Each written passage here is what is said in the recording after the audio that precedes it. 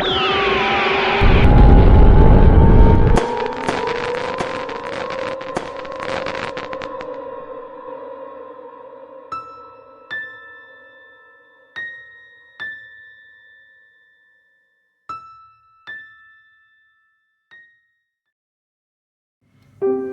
kedalaman hutan tropis yang lebat, di antara rerumputan hijau yang luas membentang sejauh mata memandang, hiduplah seekor badak bernama Jaka.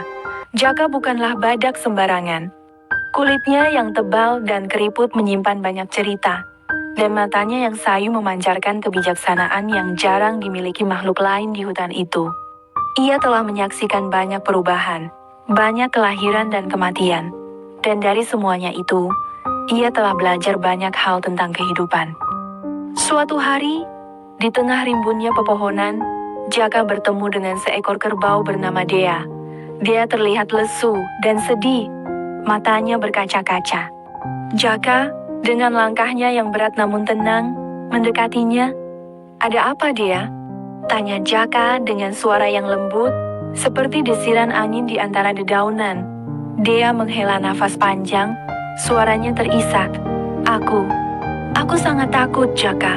Manusia sering memburu kami. Kerbau-kerbau, daging kami, mereka mengatakannya lezat." Air mata Dea menetes, membasahi rerumputan hijau di sekitarnya. Jaka mendengarkan dengan sabar.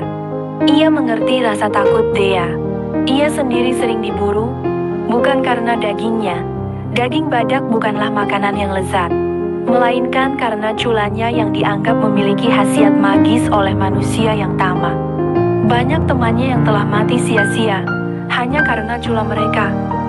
"Dea," kata Jaka, suaranya pelan namun penuh arti, "kau tahu, aku sering berpikir tentang hal ini.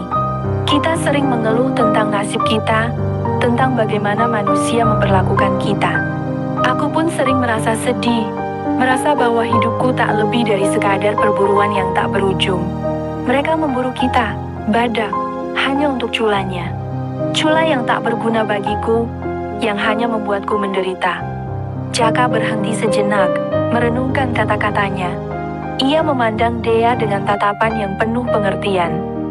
"Tapi Dea," lanjut Jaka, "kau harus tahu, kau beruntung. Tubuhmu bermanfaat bagi makhluk lain. Dagingmu bisa menjadi makanan bagi mereka yang membutuhkan. Kau memberikan kehidupan, meskipun dengan cara yang menyedihkan. Aku seringkali diburu dan mati sia-sia. Culaku diambil, tubuhku ditinggalkan membusuk. Tidak ada yang mendapatkan manfaat dari kematian seorang badak selain para pemburu yang rakus." Dea terdiam, merenungkan kata-kata Jaka. Ia menyadari bahwa kesedihannya, rasa takutnya akan kematian, bukanlah yang terburuk. Ia masih memberikan sesuatu, meskipun itu dengan cara yang menyakitkan. Ia memberikan kehidupan bagi makhluk lain. Sementara Jaka, badak yang bijaksana itu, hanya memberikan cula yang tak berguna bagi dirinya sendiri. Aku mengerti, Jaka," kata Dea. Suaranya masih bergetar, tetapi tidak lagi dipenuhi kesedihan yang mendalam. "Aku masih beruntung. Meskipun aku takut, aku masih memberikan sesuatu pada dunia ini." Sejak hari itu, Dea tidak lagi merasa begitu sedih. Ia menerima nasibnya, dan ia belajar untuk menghargai kehidupan, meskipun dipenuhi dengan ancaman dari manusia yang tamak. Jaka, badak yang bijaksana, telah mengajarkannya sebuah pelajaran berharga tentang arti kehidupan yang sebenarnya.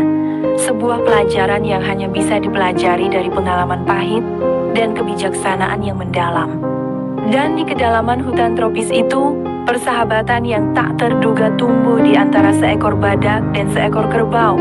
Persahabatan yang dijalin di antara rasa takut, kesedihan, dan kebijaksanaan.